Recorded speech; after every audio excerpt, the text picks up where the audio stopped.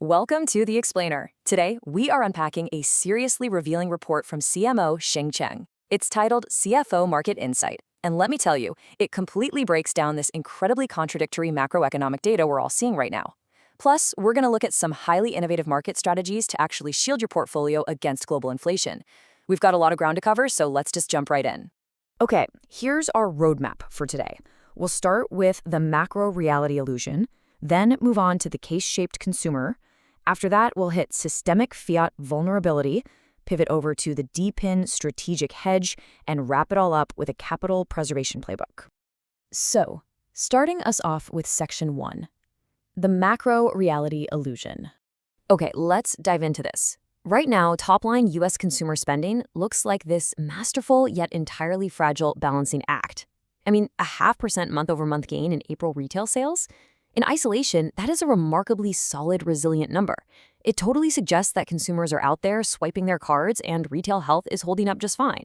It paints this rosy picture of a robust consumer base that honestly makes traditional economists breathe a huge sigh of relief.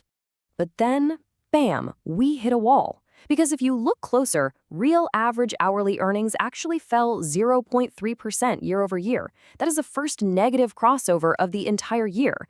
And because paychecks literally just aren't stretching as far, the University of Michigan Consumer Sentiment Index has absolutely plummeted to a record low of 48.2.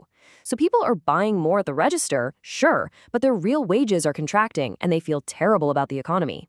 Which brings us to a really compelling question, and I want you to just sort of keep this in the back of your mind as we move forward. If real wages are falling and consumer sentiment is at absolute record lows, what exactly is propping up those retail sales? How on earth are people spending money they mathematically do not have from their paychecks? That leads us straight into section 2, the K-shaped consumer. So, the answer to that mystery lies in the fact that there just isn't one singular U.S. consumer anymore. We are looking at a deeply polarized K-shaped consumption model. Down on the lower leg of the K, you have your lower income demographics. And this group, they're being absolutely crushed by essential goods inflation. We're talking groceries, rent, basic necessities. These costs are just rapidly eroding their purchasing power. But then, on the upward leg of the K, you have middle and high income brackets. This group is actually the one driving that retail sales growth we saw a minute ago. But wait, if wage growth is negative overall, how is the upper half fueling a massive consumption boom? Now, what's really interesting about this concept is the wealth effect. Basically, when a resilient stock market and recovering asset prices make people feel richer, it disproportionately subsidizes their spending. So the upper half of the K is out there spending based on their investment portfolios, not their actual paychecks. But, and this is a massive but, as Sheng's analysis points out, tying the fundamental stability of your entire macroeconomic system to the highly volatile fluctuations of the stock market, that introduces some severe systemic fragility. And speaking of fragility, let's move to section 3, systemic fiat vulnerability. And this brilliantly illustrates the hidden threat lurking right beneath the surface, a massive supply-side squeeze. Look at this data. Consumer Price Index, or CPI, accelerated to 3.8%, with core inflation sitting at 2.8%. But producer prices, PPI, have absolutely surged to 6.0%. Think about that for a second. If wholesale costs for businesses are growing at 6%, but the prices consumers are paying are only up 3.8%, well, corporate profit margins are about to get violently compressed. So, where exactly is that massive 6% wholesale inflation coming from? Well, the author outlines a few very physical, real-world supply chain choke points. First, we are seeing the delayed impact of soaring crude oil prices. Add to that the prolonged conflict in the Middle East. And finally, maritime bottlenecks that are actively cascading into inter-firm transactions. The report notes something really vital here. When a localized geopolitical conflict can single-handedly trigger an energy shock that erodes global real wages, it completely exposes the inherent vulnerabilities of our legacy fiat systems. They are deeply, dangerously tied to physical world bottlenecks. Which brings us to a potential solution in section 4, the DePIN strategic hedge. Okay, so when traditional fiat systems and physical supply chains are this insanely vulnerable to energy shocks, how do you actually protect your capital? Enter DePIN, that stands for Decentralized Physical Infrastructure, and PoUW, or Proof of Useful Work.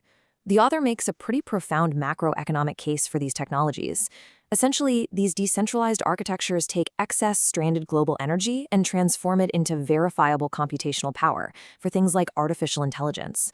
And because this infrastructure isn't tied down to a single maritime choke point or tangled up in legacy debt cycles, these compute-backed ecosystems offer a genuine structural hedge against the exact fiat inflation we were just talking about. It's honestly a fascinating shift. And geography plays a highly strategic role here too. The analysis highlights that operating these borderless decentralized ecosystems out of forward-thinking regulatory hubs in the Middle East offers a really distinct advantage. It basically provides a clean vantage point to capitalize on this tech convergence, completely isolating operations from the localized inflation and legacy debt cycles that are currently just plaguing Western markets. It's a completely different paradigm for building and scaling infrastructure in the modern world. All right, let's bring it all home with Section 5, the Capital Preservation Playbook. Let's move to the strategy and see how this all builds into an actionable plan. We've diagnosed the illusion of the consumer, the threat of wholesale inflation, and the promise of decentralized infrastructure. So what do we do for the coming quarters? First, defensive consumer allocation. Expect discretionary spending to cool down. You're going to want to rotate away from broad retail equities that rely on low to middle income consumers, because as we saw earlier, their real wages are actively contracting. Second, infrastructure over fiat. Treat this inflation as structural, not just temporary. Prioritize borderless digital infrastructure and compute networks.